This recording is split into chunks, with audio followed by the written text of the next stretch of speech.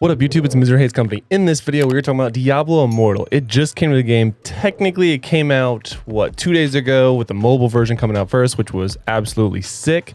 Now, day after, it came out with the desktop version, which is just completely beautiful with all the setting changes, which leads me to this video. You need to know the best settings for both mobile and for desktop. Both of those are going to be discussed in this video so that you can be looking at the absolute best gameplay for your game and your best experience in Diablo Immortal. So without further ado, let's jump straight into the video.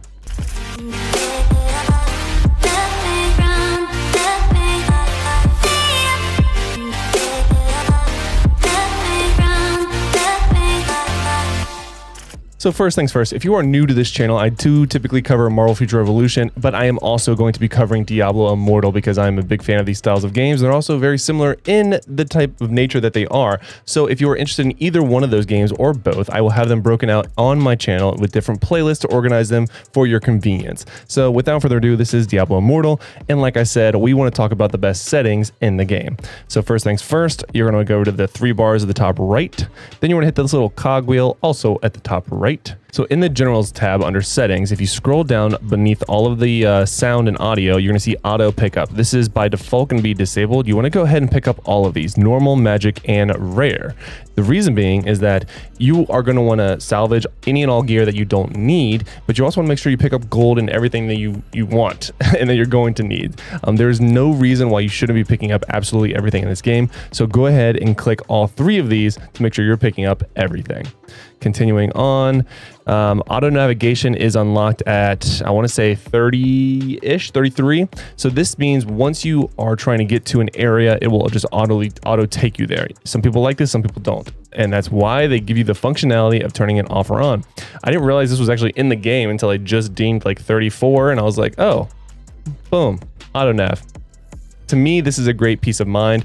So that way, when I'm playing the game, if I want to go to a certain area, I can auto run there and do other things. And then when I get there, I can pick up the game and jump right into it. So this is huge.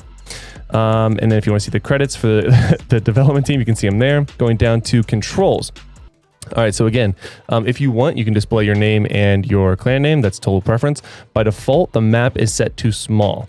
I personally like the map set to large, both for mobile and for PC, because I want to see anything and everything on the map. You can actually see the difference on the map, how you actually couldn't even see this gem thing on the map. So if a legendary or one of those gold head guys are spawning out in the world, I want to know that. So that's why I do prefer the larger map. I get more visibility and I have a larger % chance of catching those rare mobs out in the wild. I would highly recommend this. It does take up a little bit more of your screen, especially on mobile, but it is translucent, so you can see through it if you absolutely need to. But in the end, if it's worth you getting a legendary piece of gear, I think you're going to be okay with a little bit more space being taken up on your screen. I think that's going to do it for controls. If you have controller, you can set these up. Right now I'm playing on mouse and keyboard so that I can show you this luscious screen and luscious settings. But you can unbound everything as you want. You can actually move and attack both with the left and right mouse keys, and then you can change these to your liking. I have all of them set by default. That's more consistent with the other Diablo games, so no concerns here. A lot of people do want to play on controller. I have heard at launch there is some compatibility issues with controllers, so let me know if you've seen some of those in the comments below, and let me know what type of controller you're using, because I'm wondering if it's tied to a specific type of controller, device, or whatever. So let me know. Let's figure this out together. Moving on to display. So at the very beginning, you are set to classic. This is a very, very dark game, like any other Diablo game. I mean, we're literally in hell, fighting in dark dungeons. It's a dungeon crawler, right? I love the warm picture setting. It is not as exaggerated as it looks right here. As you can see, it is just generally brighter. Now, I am in West March, which is a brighter area of the map, but even in dungeons, even when I'm playing on my phone and I'm using low light because my kids are in bed or whatever, it's still just light enough where I can see everything that I want to see. So moving on, again, this just has to be tailored to PC, so I have it on full screen, whatever.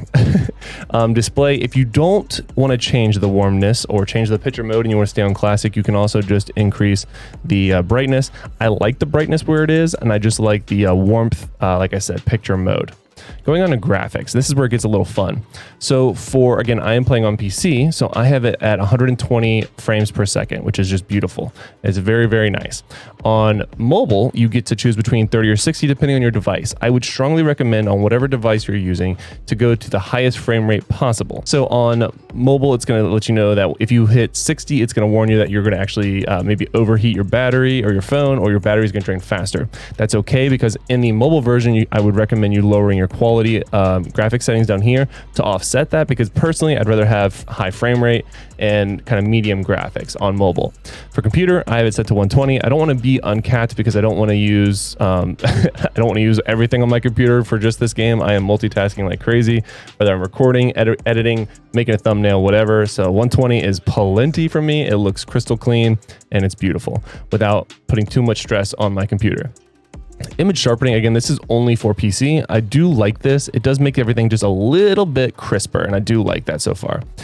Graphic settings, again, for PC, for me, I'm just running everything as high as I can, but on mobile, I would definitely recommend going down to at least the medium setting, because anything higher, and you're definitely going to see some very obvious strain on your battery, because this is an intense game and there's a lot of different colors, a lot of different things going on.